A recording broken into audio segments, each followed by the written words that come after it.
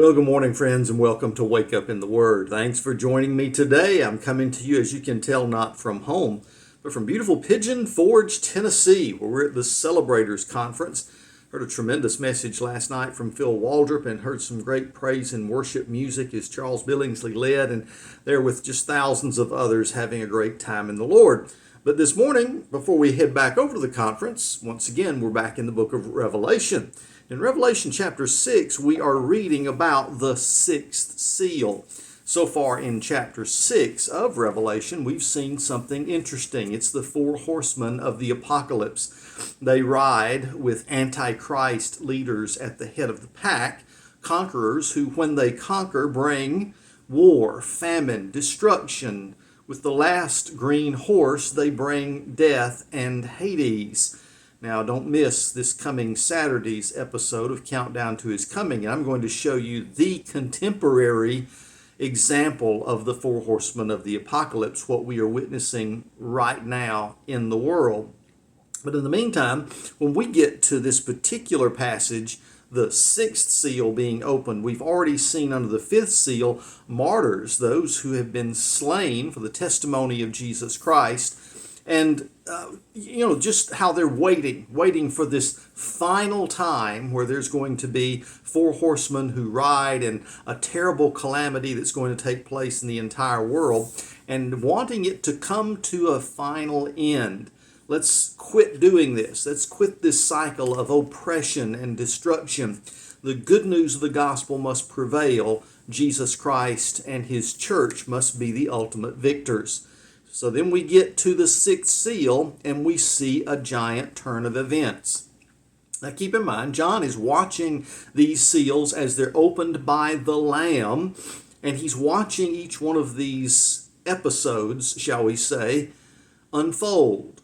Now keep this in mind when you're reading this next section. John is a first century man who has never seen any kind of modern warfare. There are probably only a couple of 100 million people on the entire planet at the time he's writing. And then he sees this, picking up in verse 12. Then I saw him open the sixth seal. A violent earthquake occurred. The sun turned black like sackcloth made of goat hair. The entire moon became like blood. The stars of heaven fell to earth as a fig tree drops its unripe figs when shaken by a high wind. The sky separated like a scroll being rolled up, and every mountain and island was moved from its place. What is John describing? Is he describing literally the moon becoming blood? Is he describing the sun becoming goat hair? No, of course not. These are analogies. They're word pictures to help you understand what he has seen. Are the stars literally falling to earth? No, of course not. One star falling to earth would destroy the earth. That's not what he's talking about. He's seeing something that looks like stars falling to the earth. I'm not saying just let your imagination run wild. I'm saying let your imagination run wild. What is it that John is seeing? What could he be describing in a language of a first century man if he, for example, has been the benefactor of this peek into the future? If the curtain is opened and he sees modern warfare, perhaps World War III taking place, the smoke and the fires and the destruction that are raging have literally blotted out the sun. Now, it could be in reference to some literal events, like eclipses perhaps, but I think it's probably broader. It's not something that happens for just a little while. I think that what's taking place in the atmosphere is due to the calamity of the world being plunged into a final total war. Now, when I say a final war, they at least think it's going to be final, but ultimately we know Armageddon is the final war. That's another story for on further in the book. But in this case, because of the devastating nature of it and the fact that mankind now has such devastating weapons, it seems like humanity realizes it's unleashed a terrible trauma, a terror, if you will, on the planet. When someone first is willing to press the nuclear button, it would unleash a war unlike anything you and I have ever seen. And right now, the fact that we've got multiple nations around the world with nuclear powered weapons, with atomic weapons, weapons of mass destruction, makes us think that perhaps we aren't near as far from this as we could be. In fact, Jesus in Matthew 24:22 talked about the last days as a time in which he said if they were not shortened, they were not cut short in some versions, then no flesh would be saved alive. Do we live in such an age now? Most certainly we do. And what's so terrifying about that is the fact that nations like Iran, a theocracy of Islam who believes in a chaotic end to this world that would usher in the last Mahdi and ultimately Muhammad, and to kill off the remainder of Jews and Christians and make the entire world a green Islamic kingdom. When folks like that suddenly get nuclear weapons, it's most frightening. And what happens if one nation uses nuclear weapons? Will other nations that have them not have to respond in kind? Are you just going to let your nation be destroyed? Now, why am I bringing this up nuclear-wise? Well, what do you see when these stars are falling to heaven?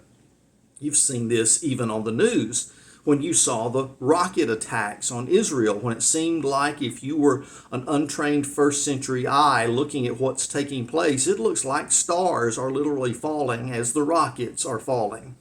Modern warfare is filled with these images. And personally, that's what I believe John was given the opportunity to see. And he described it in the language of a first century man the best way he could. I think what we're seeing here with the opening of the sixth seal is the world at war. You know, it's been there before. The last time the world literally was at war in World War II, but without atomic weapons, save the last two bombs dropped on Japan at Hiroshima and Nagasaki, were conventional in nature. Yet you could have described this scene even from World War II, and the horrifying result of a war that killed 50 million people. But what's happening here? Now the world has been plunged into a war that may ultimately, from the viewpoint of those who don't understand God's providence and God's hand to reach down and intervene, those who ultimately see that this could mean the destruction of the planet. So what is their reaction? I think that's what we see in verse 15. It says, "Then the kings of the earth, the nobles, the military commanders, the rich, the powerful, and every slave and free person hid in the caves and among the rocks of the mountains. And they said to the mountains and to the rocks, 'Fall on us and hide us from the face of the one seated on the throne and from the wrath of the Lamb, because the great day of their wrath has come, and who is able to stand?'" It's a horrifying picture. A picture where folks are finally able to look past their own military victories and say, oh wow, if this is it, if this is the ultimate judgment, what are we supposed to do? Yes, they're going to hide in the rocks and in the caves.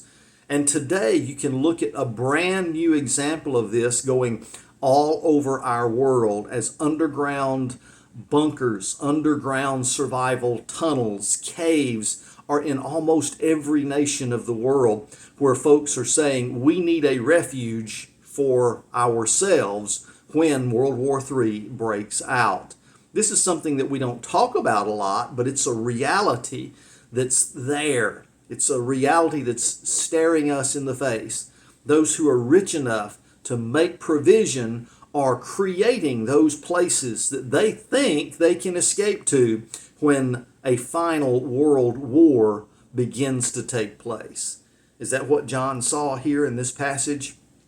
I don't know, because ultimately this is Bible prophecy. And we don't understand Bible prophecy ever until it's fulfilled, and you can look back and say, oh, that's what was happening.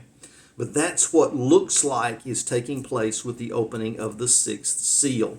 It's that picture of how the world is going to face what it thinks, at least, is its ultimate destruction. the fear and the panic that will set in, and realizing that if God is in control of this thing, we're all going to stand in judgment for having made it happen. Well, that's a poignant picture this morning, but that's where we're going to leave it as we close the 6th chapter of the book of Revelation. Let's see what God's telling us in the 7th tomorrow. Don't you miss it right here as we wake up in God's Word.